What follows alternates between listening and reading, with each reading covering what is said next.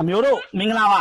မင်္ဂလာပါ မင်္ဂလာပါလိမ္မာလေကွကျွန်တော်တို့ကိုမေးနေတယ်မြန်မာပြည်ဗမာနေလေတဲ့မေးနေပေါ့နော်ကျွန်တော်လည်းပထမဗီဒီယိုမှာလည်းဖြေသွားပြီကျွန်တော်တို့မြန်မာပြည်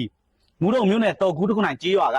မူးတုံမြို့နယ်တော်ကူးတခုနိုင်ကြေးရွာကနော်ကျွန်တော်တို့အချိန်မှာလည်းဖြေသွားပြီနောက်ပြီးကွန်မန့်မှာနေလည်းတွေ့ရတယ်မွန်ပြည်နယ်မှာနေလည်းမွန်ထန်လည်းဝဲတယ်ပေါ့နော်မွန်တချင်းနဲ့ကစားလာတဲ့တပုတ်မှမတွေ့ဘူးတဲ့ခဏခဏမန်းလာတွေ့တယ်ဒီတော့အာနိုမွန်တချင်းနဲ့တပုတ်လောက်ကစားပေးမယ် โอเค မွန်တချင်းလေးနဲ့လိုက်ဖက်အောင်ဒီဘလူတေးဥဆောင်ပါတချင်းလေးနဲ့ပေါ့နော်အမှတ်တရလေးဖြစ်သွားရအောင်နော်အားပေးပါဦးလို့နော်ကျွန်တော်တို့ကနော်ဒီဒါပထမဆုံးမွန်တချင်းနဲ့အနုံတခါမလောက်ဘူးမရိုက်ပေးဘူးနော်အဲဒီမွန်ပြည်နယ်မှာနေနေတဲ့တော့မွန်တချင်းနဲ့ကစားသိတယ်နော်အဲမွန်လူမျိုးတော့မဟုတ်ဘူးမြန်မာပဲအဖေရောအမေရောဖူးဖွားရောဒါပေမဲ့မွန်ပြည်နယ်မူးတော်မြို့နယ်တော်ကူတုခနိုင်ကြေးရွာမှာနေပါတယ်လို့နော်ဖြေပေးလိုက်ပြီးအခုအနုံရဲ့မွန်တချင်းလေးနဲ့ဘလို့နေလဲလိုက်လာမလိုက်လာကြည်နေအားပေးပါဦးလို့မွန်မျိုးကအစအကုန်လုံးပေါ့နော်အားပေးပါဦးလို့ကျေးဇူးတင်ပါတယ်ဘိုင်ဘိုင်ปุ๊บ